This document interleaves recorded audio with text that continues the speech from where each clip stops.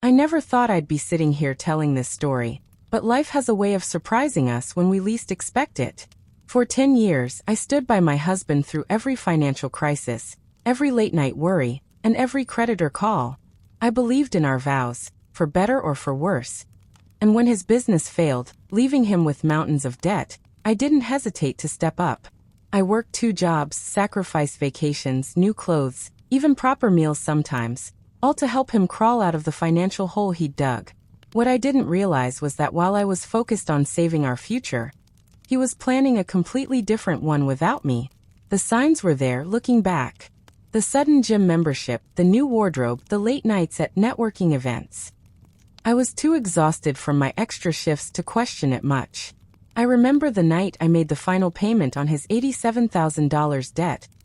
I'd prepared a special dinner, bought a bottle of champagne we couldn't really afford, and waited for him to come home so we could celebrate this milestone together. He walked in at 9 p.m., barely glanced at the table I'd set, and announced he needed to talk to me about something important. My heart knew before my mind caught up. The way he couldn't meet my eyes, how he kept fidgeting with his watch. The expensive one I'd bought him for our anniversary with money that could have gone toward the debt. "I've met someone else," he said, as casually as if telling me we needed milk from the store. "She understands me in ways you never could." I sat there, champagne getting warm, candles burning down, listening to him explain how his 25-year-old coworker connected with him on a deeper level. How they'd been seeing each other for months. How he wanted a divorce immediately. I didn't cry, didn't scream.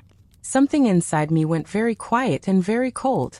He expected tears, begging, maybe even for me to throw things. Instead, I simply asked, "Is she aware you were in crippling debt until this morning? Debt that I just finished paying off?" His silence was all the answer I needed. He moved out that weekend, taking his clothes, his precious watch collection, and leaving behind all the bills and responsibilities. Friends called with awkward sympathy.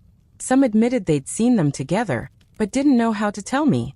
My sister arrived with wine and rage on my behalf, ready to burn his things in the backyard. But revenge served hot isn't nearly as satisfying as revenge served cold. And I had already started forming a plan, one that would require patience, intelligence, and a perfect understanding of exactly what my ex-husband valued most in this world. His image, his status symbols, and most of all, his misguided belief that he could take everything from me without consequences. What my husband never understood about me was that before we met, I worked in financial services. I knew the ins and outs of property law, asset division, and the fine print on every purchase we'd ever made together. While he was busy posting vacation photos with his new girlfriend on social media, I was quietly gathering receipts, bank statements, and documentation. Every furniture piece in our home, every appliance, the car he still drove. I had methodically kept records of each purchase I'd made while he was drowning in debt. He'd never bothered with such trivial details as whose name was on what. His mind was already living a fantasy with his new love, imagining the wealthy lifestyle he'd provide her now that he was debt-free. 3 weeks after he left, I received a text from him. Coming by Saturday to pick up the rest of my things and the Mercedes. That Mercedes was my crowning achievement. Purchased just 2 months before he left, primarily with my bonus from work. I didn't respond to the text. Instead, I called my lawyer, who confirmed what I already knew. The car was in my name alone. In fact, almost everything of value in our shared life was legally mine. I hadn't planned it that way initially. It was simply that his credit had been so terrible that everything had to go through me. Now that practical decision was about to become the cornerstone of my response to his betrayal. That Saturday morning, I woke up early, not to prepare for his arrival, or to make myself presentable for the confrontation. No, I had other plans. I called a moving company that specialized in same-day services, and explained my situation. By 8 a.m., they were at my door, 4 burly men with a large truck. "Everything goes except what's on the list I gave you," I instructed them. My ex-husband was due at noon. By 11:30, the house was nearly empty. The expensive leather sectional he loved to sprawl on while watching football? Gone. The smart refrigerator with the built-in wine cooler? Removed. The 85-inch television he had insisted we needed even while drowning in debt? already carefully wrapped, and loaded onto the truck bound for my new apartment. I sat on a single folding chair in our once full living room waiting. At exactly 12:05, I heard his key in the lock. He hadn't even bothered to return it when he left.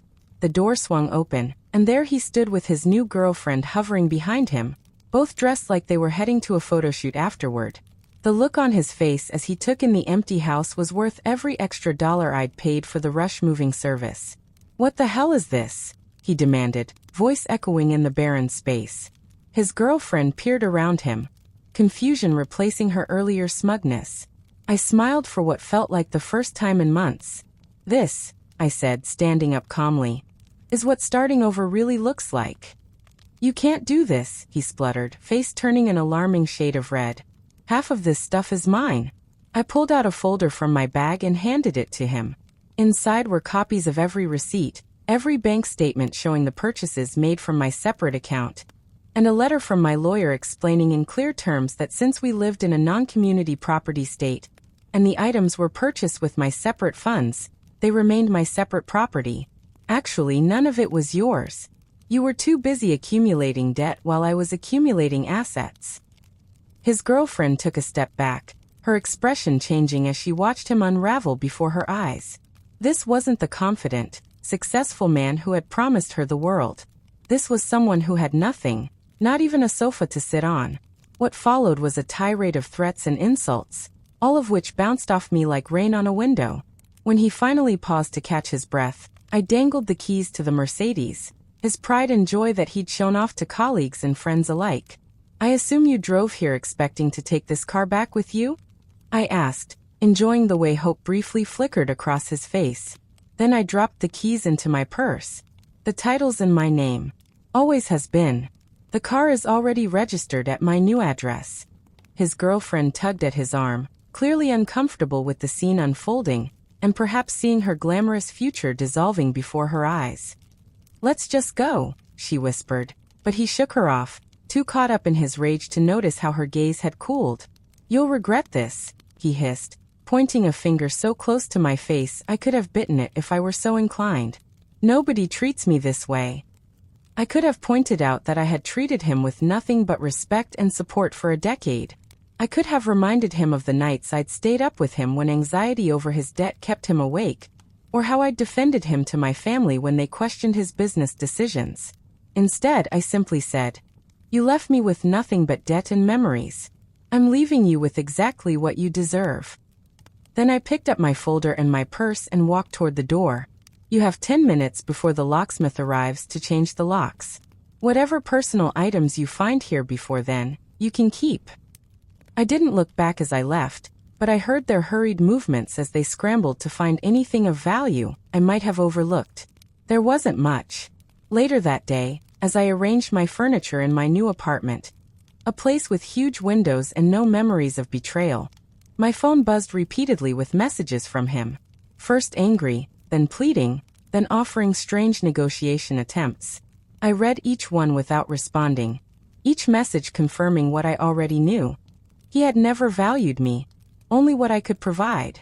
His final text that night read simply, "You've changed." I smiled at that one. I hadn't changed at all. I had always been strong, resourceful, and fair. What had changed was that I finally understood my own worth. Word travels quickly in social circles. Within days, friends were calling to get my side of the story, having already heard his dramatic retelling where he was somehow the victim. I didn't engage in the drama.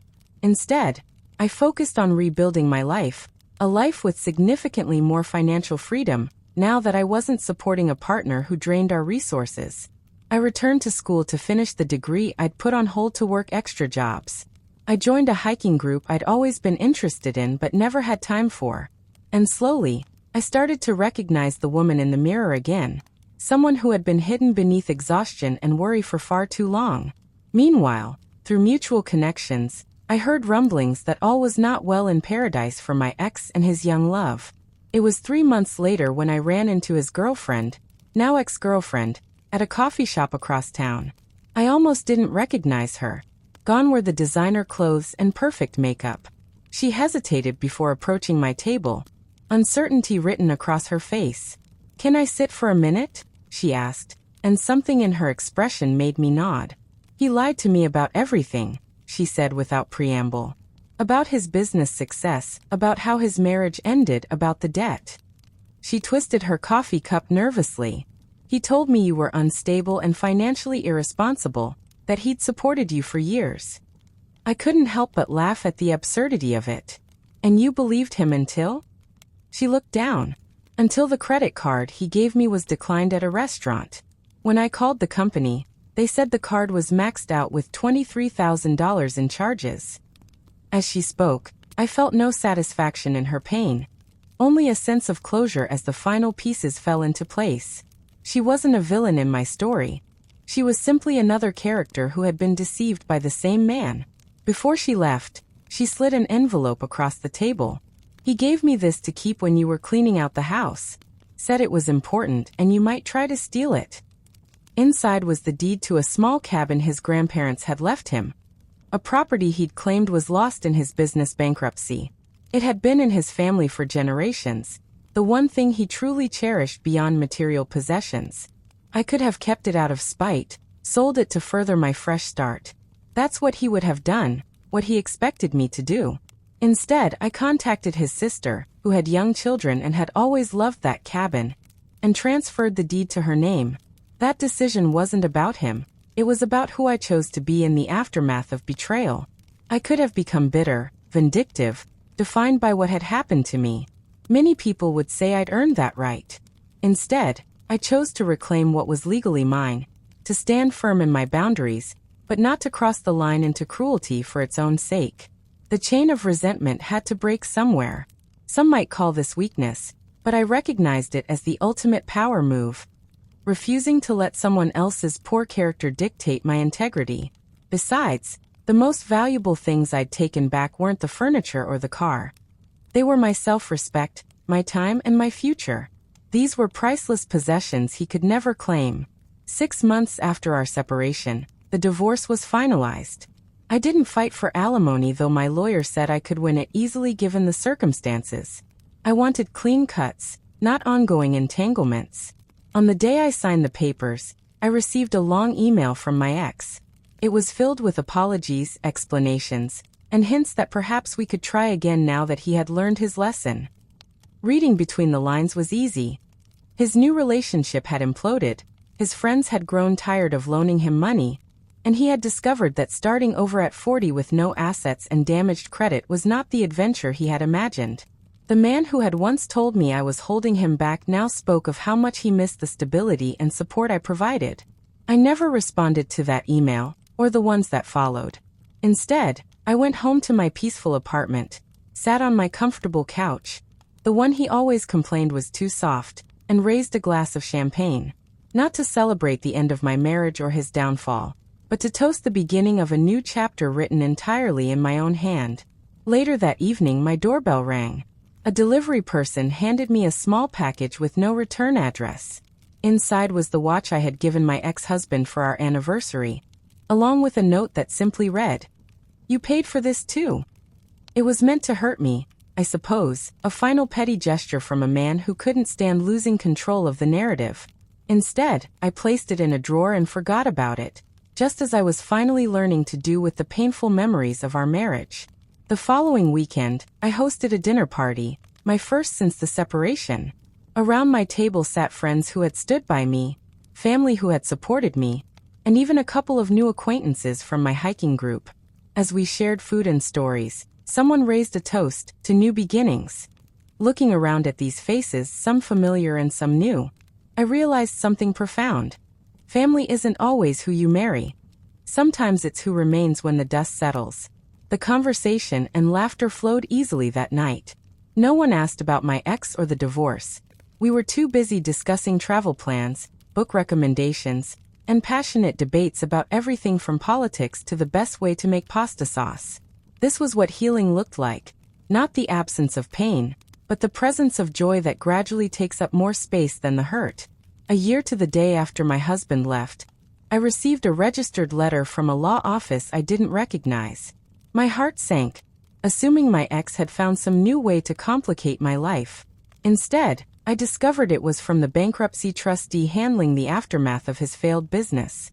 Apparently, some assets had been recovered, and since I had paid so many of the debts personally, I was entitled to a significant reimbursement. The irony wasn't lost on me. Had he stayed, this money would have gone into our joint recovery. Instead, it became the seed money for the small consulting business I had dreamed of starting for years. Sometimes, justice arrives in unexpected packages and perfect timing. As I deposited the check, I thought about the strange paths life takes us down, and how often the worst moments can lead to the best opportunities when we refuse to be defined by our losses. My story isn't unique.